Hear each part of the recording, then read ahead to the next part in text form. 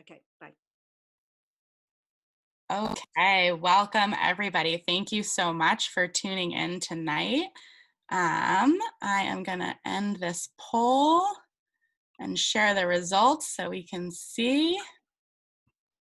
So we got our largest percent in the greater Boston area, a bunch of people in Massachusetts, about 18 people outside, and good portion of people in the 60 to 80 range, 45 people, and then a bunch of people of different ages as well.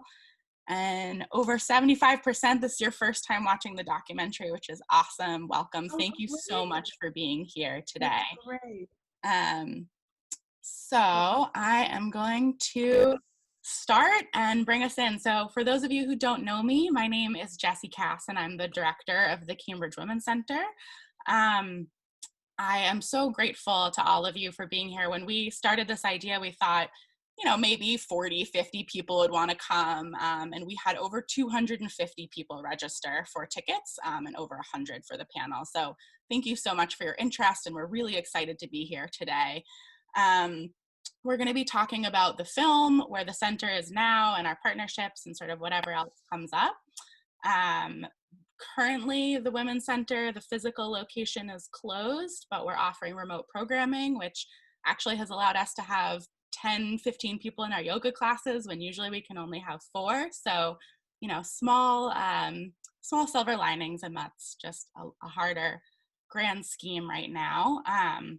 So without further ado, I'm going to introduce my moderator tonight, and she started as an intern and now is the manager of grants and development, and has helped us with the new website, social media, and has increased our revenue by a significant amount. So without further ado, Michelle Long, I'll have you introduce the rest of the panelists. Thank you so much. Hey everyone. Thank you so much for being here tonight, all 85 of you, which is bananas. I'm happy to introduce Susan and Rochelle, 2 of the executive producers of the film and early members of the Cambridge Women's Center. Rochelle was also a part of the original building takeover. And I'll let them say hello. And then I also wanted to just do some ground rules. You can chat any questions to us in the chat box. That'll go to all the panelists. Or there's a little Q&A button at the bottom of the screen that you can click and send your questions to me there.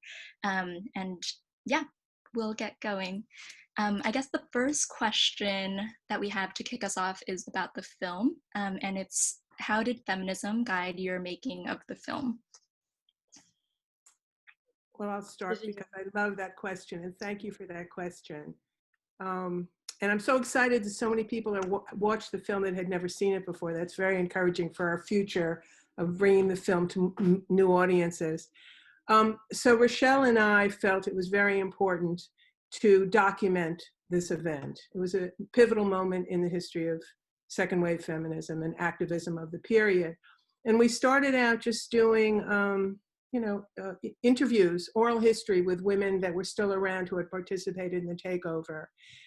And I just want to say to begin is that we thought, oh, well, this is good. And then after having a whole lot of interviews, we realized this is not a movie. So we hired Susie Revo to actually make the film, and she hired Iftak Shavit to be the editor. And that's what made it a film.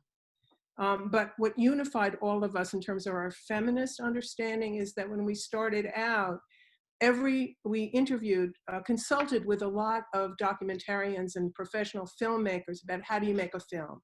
And every single one of them, without exception, said the only way you can make a documentary is you pick 2 or 3 people, you make it be their story. You can have cameos of other people, but that's the way you do it. And we said, no, the film, we insisted on this, that the film can't just be feminist in content.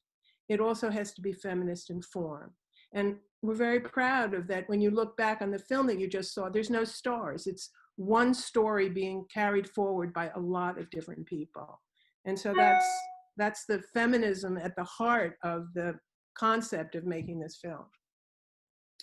And also, feminist activism, particularly women's liberation activism, has been very invisible. It's both invisible in the history of Cambridge and the Boston area, and it's invisible often in histories of feminism, for that matter. And so we were also very committed to making this action visible. You don't see it in histories of Harvard, you don't see it in histories of Boston of the early 1970s. And we were very lucky that we had the amount of visual material, videotapes, audio tapes that enabled us, and digital material now, that enabled us to document this not only through interviews with over 50 people, but also with visual material from the time. So we're very lucky in that way. I guess speaking of invisible members of projects and movements, I'm wondering if you could speak a little bit about the others who are also involved in the making of the film. And then I also want to go back to ask about the materials that you used and how you got access to some of those archival materials. Do you want to? So in the beginning, I was nudging Rochelle to start it. You know, we wanted to get working on this before all of our memories failed. And then very quickly, Esther Lydoff and Libby Bouvier came on, and so we were the original collective. Then, as I said, Susie and Iftak, and there's a long list of credits of other filmmakers, other videographers and people who did interviews and people who did transcriptions and other people who were engaged in doing interviews. So that's a very long list of people. But also a few years ago, we had Esther is no longer in the collective, although supportive of the film, and Cheryl Stein came on. So that's who's been slugging away. This is a project that it took 17 years to get the film finished, and then a lot more afterwards to get the film out there. And we realized, you know, just as in what has become a bit of a cliche, it takes a village. And that's absolutely what was necessary in this. And it involved a fair amount of sleuthing.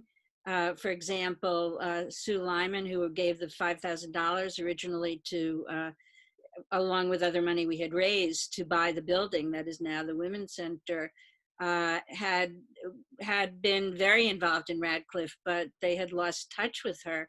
And it took several years before we figured out that she was in a Brookhaven, which is a assisted living place outside of Boston. And then it took a little bit longer to actually get there and be able to interview her. So finding some of the people who are involved are Daniel Shodek, who was the design professor who actually was in the building when the women came in to take it over, was reluctant to be interviewed, and we found one of his students that we knew, and she persuaded him to be interviewed. So there was a lot of that. Plus, you know, as Susan has said, in the beginning, since we had fixed our own cars and done our own plumbing and done all this stuff in the early days of the women's movement, we thought we could be Jills of all trades. We realized pretty quickly that my little dinky camera and bad lighting would not help us make a professional film. And that's when we found Susie and Iftak. And one other thing I want to say too is that the community supported us. I mean, we did get some grants, but a lot of donations from our community over the years, and people, you know, supporting us in that way also made the film possible. Yeah, and we should give a shout out actually to the Mass Humanities Foundation, who were very important. They gave us several grants at key moments to fund various aspects of the film, because even though we did it on a very low budget, still there's certain things that expenses that you have that you absolutely have to raise money for. A number of individual people also gave us chunks of money, for which we're very, and we did an Indiegogo campaign. We're very grateful. Great, thank you for that. And there are a lot of folks here interested in how the film was made, but I want to take a moment to pivot to another question that kind of brings us back to our conversation about intergenerationalism. And the question here is, what political and social changes toward more gender equality have meant the most to you two over the last nearly 50 years? Well, I mean, first of all, I want to say that we have been living under a backlash, which is actually portrayed too well in Mrs. America, the series that's on TV now, which features Phyllis Schlafly. But despite the backlash, I mean, and it's very interesting what ways women's and gender equality has moved forward and what ways it's not. And one of the ways that it has not moved forward, it seems to me, is in the economic realm. Women still are, and particularly people of color, are very much unequal in terms of earning power, in terms of savings, in terms of home ownership, or any of the metrics that are used. Individual rights, interestingly, have been the area in which it seems to me most of the gender equality gains have been made. And in my particular case, the way that well, there's two areas. One, Title IX, which I think has just been liberating for girls and women in sports. And it came too late for me. I was a tomboy and I played softball and all that sort of stuff in adolescence, and then I was really shut down because it was not ladylike, as I was told, to play those kinds of games. But the other area, of course, is in terms of gay and lesbian equality, and to some extent trans equality. And I benefited from that by getting married in 2004, the minute that we could. And I saw in many venues after that how important it was to be able to say that I was married. Unfortunately, my wife, got very sick. But in the hospital, when you say, my wife, this is my wife, then automatically it's like you get accepted. And so definitely in those areas, I think we've made big gains, but there are huge reproductive rights, the backlash, huge areas in which, if anything, we've slid back. I'd just like to add some stuff to that, is that it is a big thing for me personally to be able to live so freely in the lesbian community, but also that it's possible for women. I mean, I think this is a gain of the movement, is that it's possible to live a very full life without the expectation of either being married or having children. So that it's great that we achieve, because of the movement, that women can be in the professions, but it's also great that you can have a full life committed to activism, and there isn't a judgment that somehow you haven't achieved your full potential or whatever it is. But I do also need to say that that is true for us, but that we can't forget that there are communities all over, including in this country, in which women are victimized because there is little or no gender equality. So it's true for many of us, but we have to stay aware of really how much further we have to go still in this struggle. Mm-hmm. Right, definitely. And No, just one more thing. The fact that there's such resistance to having a woman president. Exactly. When so many countries in the world, especially in this pandemic, have been much more ably led by women, certainly than we are. Yeah. Right, definitely. And there are definitely still many feminist activists today advocating for justice and equality on issues that go beyond a more narrow definition of women's rights. And I'm wondering if you can speak a little bit about the original demands from the activists in 1971 and what progress you think has been made on those issues specifically, and how the issues have changed, if they have changed at all. And I'm hoping that Jessye can also chime in here and give us a little bit of her perspective on the work that the Women's Center is doing now, and how we're looking towards the future.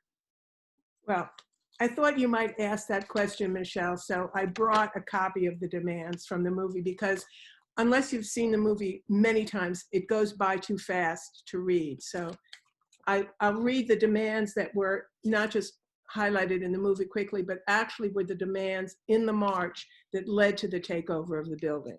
And our audience can judge for themselves if we have achieved any of them. Free medical care, including abortion and birth control. I don't think so. Economic equality, equal pay and equal work for men and women. An end to degrading images of women in schools, news media, advertisements, and entertainment. And free community-controlled childcare centers. So these demands could just be reprinted and worked on now.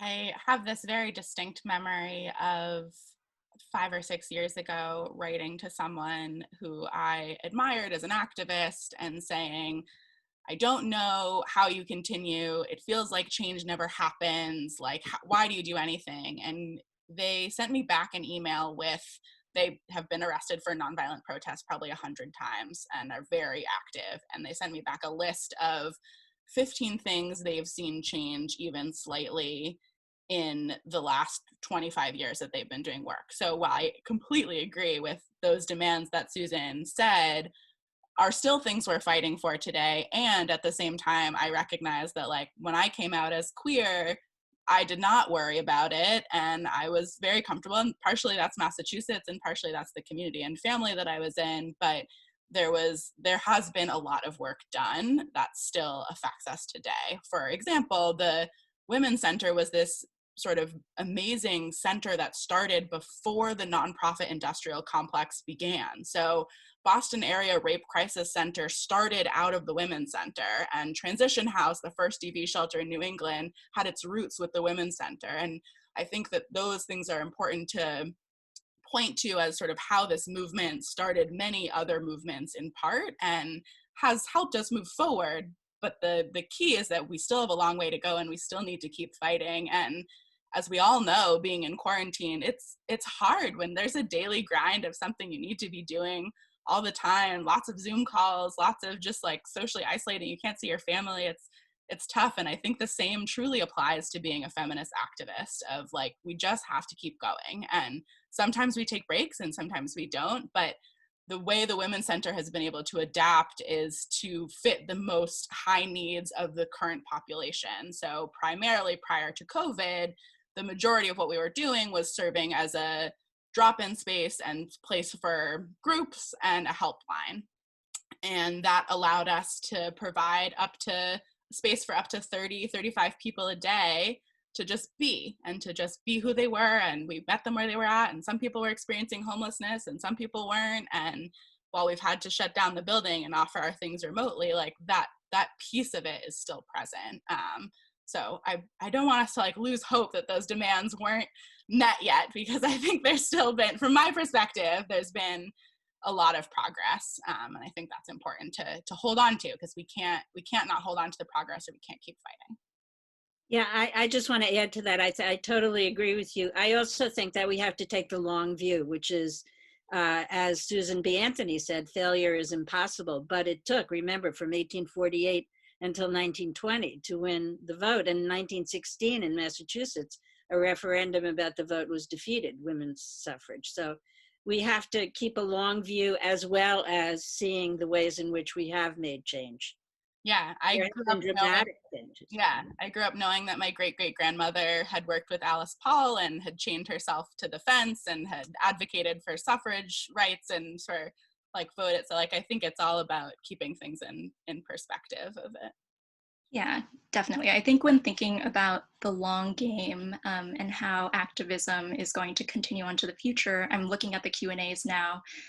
Someone would like to know how you, and I guess this question goes out to the three of you, how you think direct action will look like moving forward. And I think specifically it's interesting to think about what activism will look like now in the time of COVID and social isolation and not being able to gather in groups. So yeah. Well, I think there have been some prototypes for that kind of action. Yes, definitely things will be changing a lot. in the Me Too movement, which I thought was a very interesting example of a movement that gained great momentum without having demonstrations with people going to Washington, D.C. or gathering in large numbers, but it's had an amazing impact. And that could be the kind of prototype for the future. Also, I think some of our listeners participated in this, and I also did. There were a number of demos by car, which were quite impressive and quite energizing. So people were and I think we will be able to come up with other creative ways of maintaining our physical safety and still being able to be out in public in some way that has a big impact, makes a lot of noise. So we'll find ways. Yeah, I think like just thinking about the little things that we can do on a day-to-day of like calling your local offices, and it's not about harming them. It's saying, hey, you guys have the resources and I know it helps to hear, so I'm going to let you know that this is something I care about as your constituent. And it's about figuring out how we can help our neighbors. And like I think the mutual aid groups is a great example of how we use local communities to build activism. And I've partnered with the Cambridge Mutual Aid already to like get access of support for some of our highest need members. So I think there's a lot of ways that we can do it while acknowledging that like for a lot of us the virtual stuff is hard, and like that is okay, and we have to find what our balance is there within action. I also know from work I do in other movements, that, for instance, writing to newsletters, and people say, well, I write, but I never get my letter published, so I'm not going to do it. But we know that for every letter that gets published, there's 10 or 20 that have come in, and so the editors know, oh, wait a second. So if 20 letters are written, there must be 100 people out there that care about, so to feel part of a larger movement, that you do what you can do, and it has an impact collectively that's much larger than your success or not success. So your individual, recognition. So. Definitely. So another question we have here is how, like what your feminist background is and how you got involved in the takeover and the early women's center and the film. Yeah, if you could speak a little bit about that. So I'll start. I mean, I was a tomboy as a kid and didn't put it all together. I wanted to be a boy desperately when I was young, not because I wanted to change my body, but because I must have realized at an early age that men had power, and I wanted the power.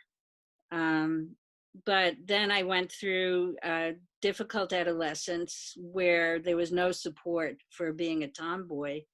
And it took many years before I became part of the movement, the early women's movement at the end of the 60s, and realized that a lot of what I was thinking and the ways in which I was socialized were just that. They were socialization and pressure to be a particular way because of my femaleness.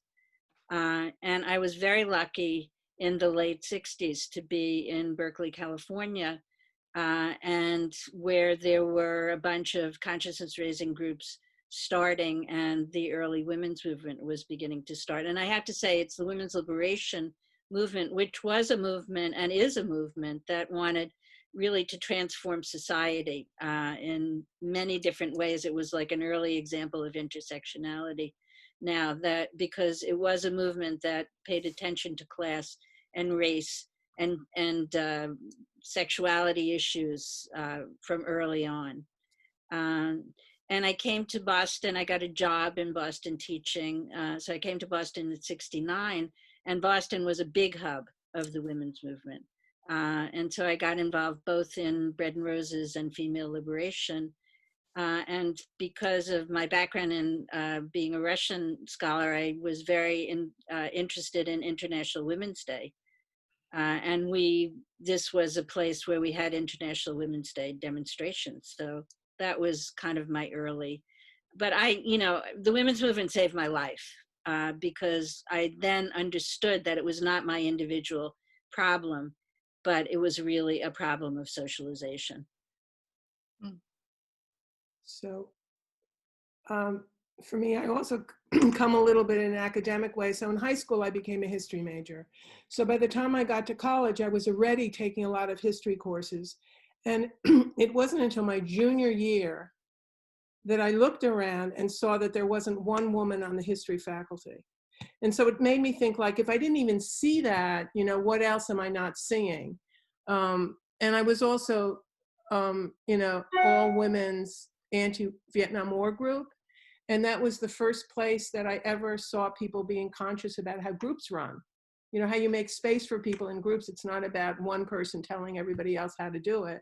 And so those two ideas about how do people change and how do groups run well, sort of, I still have those questions. I haven't answered them very well yet, but they're always my questions. And so I was in graduate school, and I was at the Early Women's Center. I was one of the founders of the emotional counseling group. And we were in a training group of how do you deal with all of these people that are really extremely fragile that were showing up on the doorstep of the Women's Center. And I was saying in graduate school, it took me 8 months to listen to myself. I am learning more in the 3 hours a week that I'm doing in this training than about my real questions than I'm learning full-time graduate school. And so, I mean, Rochelle says the women's movement saved her life. I feel it transformed my life because I quit graduate school. I joined the women's movement full-time through the center. And that's me, that's my life. I've been an activist my whole life. I haven't, you know, what I've been engaged in has changed, but the feminist understanding of it, underlying whatever my work is hasn't changed. So I love the Women's Center. Without you, who knows where I'd be. Not as happy for sure. It's interesting, I think, thinking about like as a under 30-year-old person and my sort of way of connecting to feminism, raised by two parents who were therapists and socially active and told me to be loud and gave me a gender neutral name. I actually added the Y myself, it's not really there.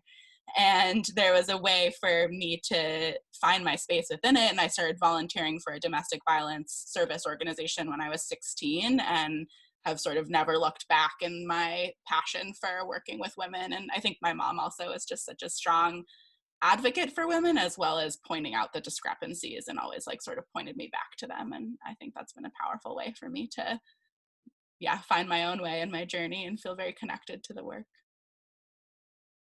Thank you for that. I think it's so special to hear your personal experiences and how it's really made such a big difference in each of your lives. I come from a family who are immigrants here, and they immigrated here in the 80s. And so, you know, my first introduction to any kind of mention of feminism was probably in high school. And I definitely have a very different relationship where it does feel much more distant. And I think also agree with Jessye in just trying to figure out my own way and my own definition of feminism. And so like on that note, I also want to ask you, this is coming from some questions from the panelists, from the audience as well, but they'd like to know kind of what feminism means to each of you and how the meaning has changed. And we've answered the first part of that a little bit, but they'd also like to know how you see all the feminists, womanists, and the diversity of movements intersecting today. And they wonder what your thoughts are on whether or not the feminist movement is inclusive yet. Such a good question. I'm sure we have some different perspectives there as well. Go ahead, Susan. You know, I think it's a question of how you define feminism, you know, what it means to you really. I mean, for me, it has always been about allowing the individual to express their individuality without any kind of rigidity about what their perceived gender might be. That's at the core of feminism. It's a question of personality or character. And then all this other stuff is just, you know, so that what the struggle is to allow the individual a freedom to express their individuality without some kind of societal force saying, no, you have this perceived gender, so you need to be this way, or you have this rigidity, this border that you cannot cross, or your, role that you can't play. So I think that's the core of it for me. And so these other things, I don't, it's different. To me, it's a distortion of what the fundamental energy of the feminist consciousness is. It's that for me. So I don't know if I answered your question, but I certainly answered my own question. So, sorry, go ahead, Rochelle. No, I want to emphasize the social movement aspect. I mean, that's what I do my research on. Also, the way in which from the early days of feminism, when I think a lot of consciousness raising groups and feminist groups were centered in urban areas and tended to be concentrated among people who had more education, to now, when one of the most exciting things to me about the Women's Center is the diversity of the people who come to be at the Women's Center and get served and participate in. And I think that's true just generally in terms of the way the women's movement has evolved. And that is a very powerful thing. I think we have to both experience our individuality and be able to express that. But I also think we need to keep in mind that the ways in which we make massive social change. And one of the things that may come out, possibly, of this pandemic may be the realization finally that there needs to be major, major overhauls of systems within this country. We are number one only in terms of deaths. We're certainly not number one in terms of healthcare, in terms of equality, in terms of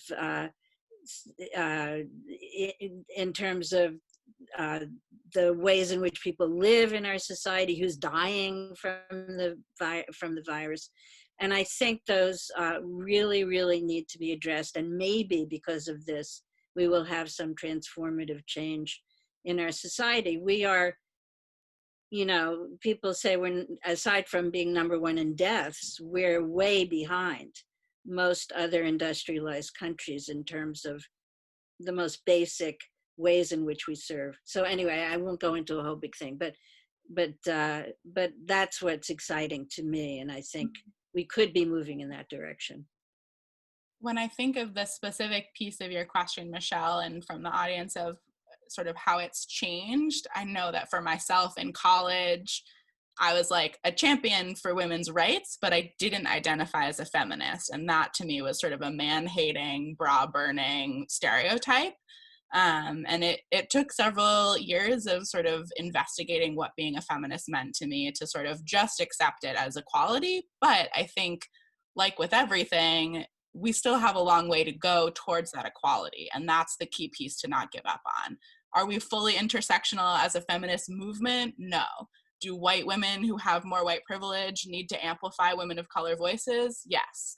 Are there lots of people who are trying to do good work? Yes. Are there lots of people who are making that work much harder? Absolutely. So I think it's sort of a complicated question in that there are so many beautiful movements within this larger movement. But my hope is to continue to see women who are higher up in power positions, especially white women, using their privilege to amplify other voices and help other people get the support that they need based on the system of oppression that they're living within. I just want to add one thing and bring it back to the movie, not to the movie, but to the takeover, which it was very diverse in terms of the strands of feminism that were in that building. I mean, I'm saying there was a lot that was missing, but it was not in any way uniform in the political analysis or lack of it of the different people that were in that meeting, in that building. And yet, and this is a sort of a lesson for organizing, is that people got together because they shared a goal. which was to get the Women's Center. So it wasn't about arguing about who was correct or, whatever. It was about, we're unified in this. And I think that's a lesson of seeing what can we agree on now that is maybe an achievable goal, like, getting rid of our current administration. We have to hope. We have to swallow a lot, but we have to get together on the main goal here. Yeah, absolutely. Yeah, one of the audience members here says the film demonstrated the collective power through inclusion and diversity. How were you able to involve a wide range of women from socioeconomic and ethnic backgrounds? And I know you've done a little bit of answering this as well, but I think, thinking about how you get those specific women represented in the room in activist movement that's so kind of spontaneous. And then also, I think a question for Jessye is how that kind of philosophy carries over to the Women's Center today and how we think about inclusion and access. Sure. So just in terms of interviewing who we got to speak during the film, we made a big effort, and I want to second what Susan said. When we would get together in our small collective groups, people said we sounded like a bickering married couple, except it was a bigamous, or there were 4 of us. But we kept our eyes on the prize. So we didn't allow ourselves to get diverted into what could have been totally destructive conflicts, but we were clear, all of us, that the main goal of us being together was to make this film. So we pushed forward to do it. In terms of who we interviewed, sometimes it was really difficult because we're actually telling the story of 2 things. One is the takeover, and the other is the community activism around the takeover. Both groups really coming together to demand certain things of that piece of land. And the community group was led by some very strong African-American women like Sandra Graham, Carol Hill. And we really wanted to tell both stories. And so sometimes we actually were pretty lucky, I think, in terms of getting a wide range of people to agree to be interviewed. It took a long time, as we've said, but we were able to reach out and get some men also to be part of the telling of the story. So I think we were very fortunate in all of that. In the event itself, it was very exciting that a group of women took over a building. I mean, the word got out, and so a lot of people wanted to be part of it. I mean, at the march, when it said that we're going to take over a building, nobody peeled off. People were given the choice, we're going to do something, it might be illegal, you can leave, it's okay. And people just wanted to be part of it. And a lot of people, said in terms of being at the building, it was just so exciting. Who had ever experienced that before, to be in a room, only women, and lots of them. So it was very exciting. So people came, I came as a tourist. I heard about it. I wanted to see it, then I left, but other people stayed. Yeah, there was a great sense of empowerment. And that's another thing that we really want to show now, when it's very easy to get discouraged. But we wanted to show that women working together can be empowered, can make change. Yeah, absolutely. So this is, I think sort of building off of that, like our sort of so we're just starting to use this film in our volunteer trainings to help sort of set the framework for what people are volunteering for. It's not just a center, it's not just a community space, it's part of a movement, and trying to connect people back. And now that we have access to the film online, it's going to be a lot easier for us to do that for volunteers. And sort of to Michelle's other point about sort of how do I see that intersecting with now at the Women's Center, I think something that, the history obviously attracted me to the sort of job overall in the first place, but the idea that you're not defined by your largest trauma coming in the doors. You just get to be a woman, you identify as a woman, you ring the doorbell and you come in and you're met where you are at. And that means that we just, by nature of that openness, have a lot of diversity in race, in age, in background, in country, in language, in experience. We have people who are socially isolated and don't qualify for other social programs that are coming to the center. We have people that are, you know, in homeless shelters and then their day programs are closed, or day programs close at 3 p.m. and we were open till 8 p.m. So there's a lot of different sort of overlap. The trauma support group on Thursday nights has been going on for 5+ years and has people that are working 9-to-5 jobs and experiencing homelessness all in the same group. And I just don't see that anywhere else. So I think it's taking diversity to a whole new level outside of just race and outside of just sort of how people sort of might think about it in their minds, of really showing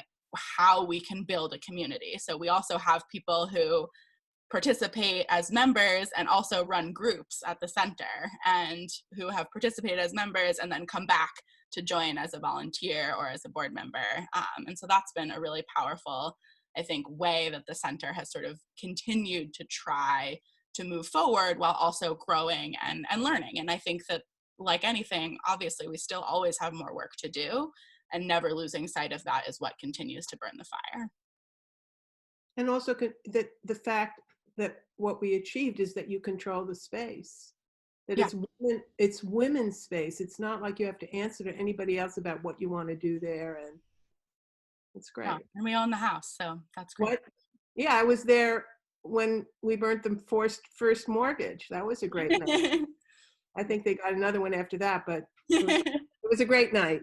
Yeah, absolutely. Well, and that I think shows how you have to adapt to the system, because we are indulging in the system of private property, but it's the only way that allows us to have the space, a women's space. If we had rented space, we wouldn't have been able to survive. Right. Yeah. I think, yeah, definitely going back to this idea that the center is, you know, founded by women, and its goals and its goals and programming are defined by the women in the community. I just have a comment here from an audience member that I'd like to read. They say, I was a part of 888 and for many years was active in the Pleasant Street Center, both teaching and taking classes, going to different groups there, 12-step meetings. They say they haven't been there in many years, actually decades probably, and hopefully, you know, Jessye and Susan and Rochelle have given this person a little bit more of an idea of how the center is operating now. But I think, I think that's something that really I admire about the Women's Center, is our ability to allow community members to create the groups and give them this free space, and just, to have the power of owning the property and being able to allow the space to meet as they like, and to start the groups and initiatives that they like, is something that is really special about the center. Yeah, I just want to take a moment to just like off what Michelle said there, to just share some gratitude for those of you who might not know. Our board chair is Judy Norris, who was also involved in the original takeover and has been involved for 49 years. And she's a part of she runs the calendar and the programming and the advisory committees and the finance committee. And she's such a critical member of the community, and so helpful for me and Michelle to be able to be like, well, what's this? And how do we do this? And what was done this time? So I think that's a really powerful piece, and also allows me and Michelle to learn from feminists of a different background and a different time, and sort of work through the challenges that come along with that. And also, somebody really should make the list of all of the things that were nested there and grew out of there and were built there. I mean, the best political work I ever did met at the Women's Center for many years. So, you know, it had nothing to do with the Women's Center, but it's where we had our meetings, which meant a lot to us. Yeah. So, yeah. Space is powerfully underrated. Pardon me? Space in general is powerfully overrated. And I think, you know, in the present day with COVID, space and physical space to be is something that we're all grappling with in a way that we might not have been paying attention to in the same way 3 months ago. In that same vein, Jessye, for those of you who aren't familiar, for those audience members who aren't familiar with the Women's Center, will you maybe take a couple of minutes to just describe what the building is, and I don't know, just walk us through it a little bit? I think folks might appreciate that. There's a view of it at the end of our film. Yeah, with Ming. What a beautiful house it is. The, painted by Judy Norris, probably. Ming was the director until about 2013, I think. So the Women's Center, prior to COVID, had settled down into three main programs: the drop-in, the helpline, and the groups. So every month we were running 30 to 35 groups, ranging from support groups, trauma support, survivors of child sexual abuse, lesbian and bi women support groups, and yoga and creative arts, and sort of a variety of different pieces in there. We've now transitioned those online, and we have about, I think, 17 groups is my last memory of last month. So we sort of pivoted there. And then we also have the helpline and the drop-in, which sort of ran together. And I think what's so special about the Women's Center is that it's always been volunteer driven. So me and Michelle are currently the only two paid staff, and we're about to bring on a third paid staff to be a volunteer manager, but I oversee yearly 350 volunteers and about 70 on a weekly basis. And they run the direct programming. So women ring the doorbell and they come in and they have access to our facility. And it was Monday through Friday, 10 a.m. to 8 p.m. and Saturdays 10 to 3. So we were open for a full 55 hours every week, staffed by 70 volunteers a week, and sort of we're continuing to make that possible. And our helpline was also available during that time. We've allowed our helpline to be remote, and we've expanded the hours and the reach. So we're open to all genders during the crisis, regardless. And we are also open until 8 p.m. on Saturdays as well. So that's sort of a bit about where we are. And I think what's so great about the volunteers is that we have a lot of different backgrounds. So we've just created an advisory committee to figure out what steps look like moving forward and how do we socially distance in a 4-story home that's cramped. And we have a member who's going to be a part of the committee. We have some people with food background and healthcare background, and it's such an important piece of the Women's Center, the volunteers. They are the core. Michelle started as one, so. Yeah, I think that I think the way in which the Women's Center has evolved and really passing the leadership on to the next generation just makes my heart sing.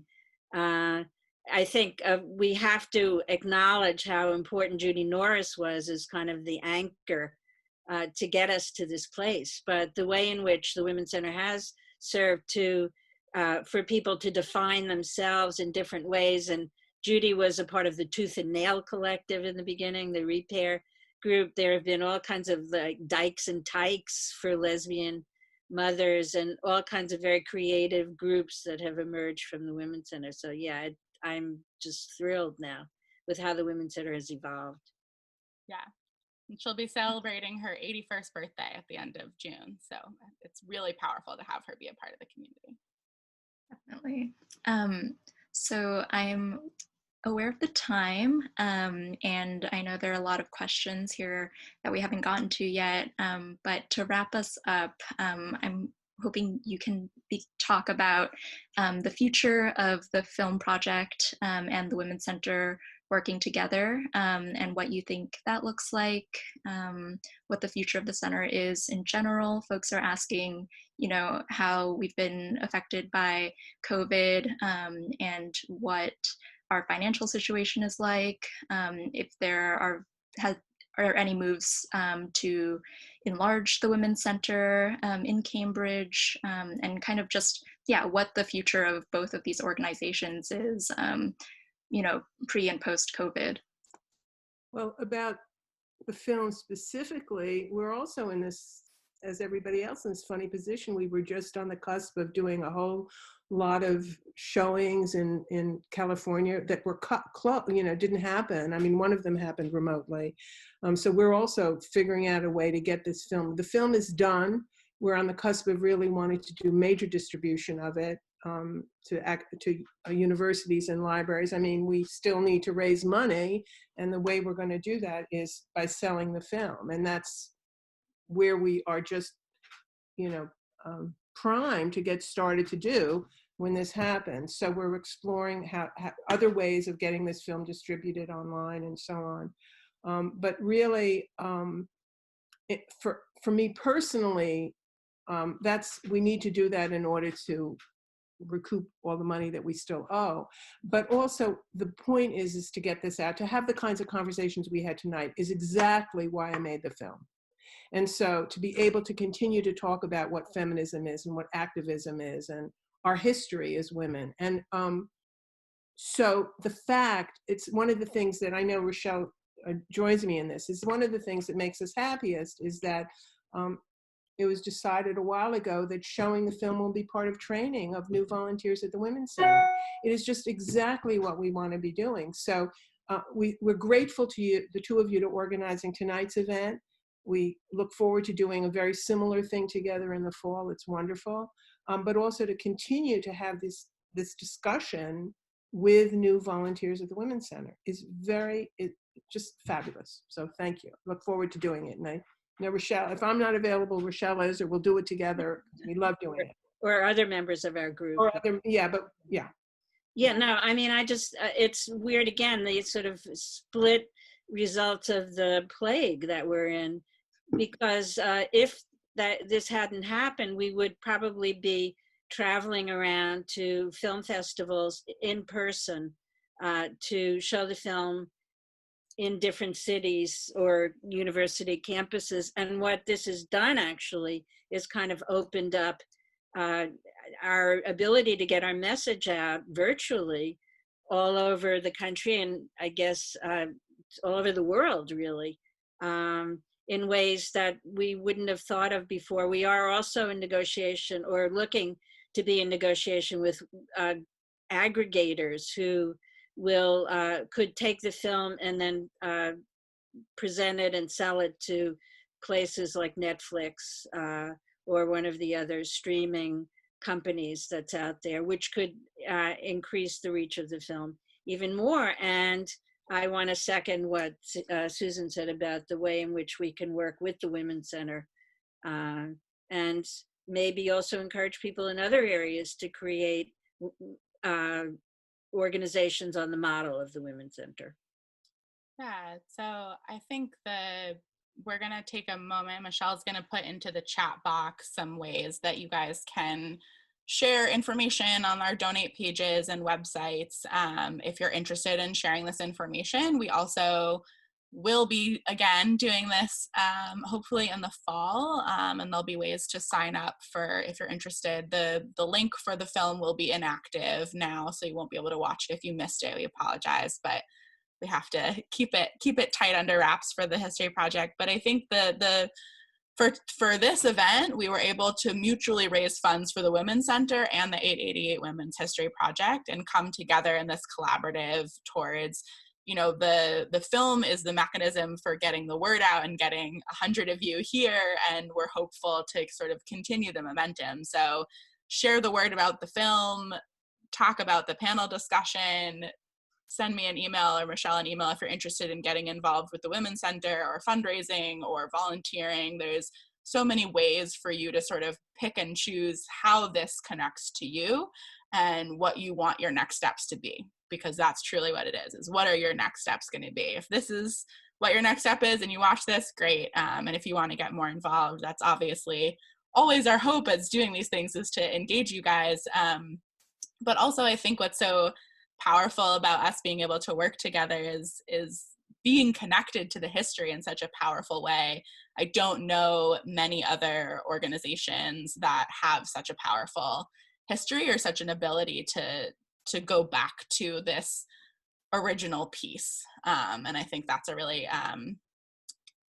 just powerful piece of connecting to feminism and connecting to a movement and making sure we're connected to our mission, which is to be a supportive community space and be a place that other movements can begin within, as they already have for 40 plus years. So next year will be 50 years from the original takeover and International Women's Day. We're hopeful to do a big event, depending on COVID, et cetera, but hopefully some sort of walk to commemorate the original walk from Boston to Memorial Drive. So please stay in touch. We're going to keep your questions here. I'll copy them down and see if there's another way for any of the questions that we missed to be able to answer them in some form, at least at a later point. And you should all have my email if I sent you the video link and register link. So feel free to send me any questions or to events. And Susan. Yeah, I see a lot of questions also about how can we see this film. Get in touch with us and we'll figure it out. I mean, we want to show the film, and there are different ways of organizing fundraisers, you know, yourself per smaller fundraisers. I mean, we can't just show the film like that, but we want to work with you to get the film out. So yeah. Sorry, go ahead, Michelle. Oh, I was just going to say, definitely stay in touch. You can sign up for our newsletter, and definitely you have our emails. So reach out and stay in touch.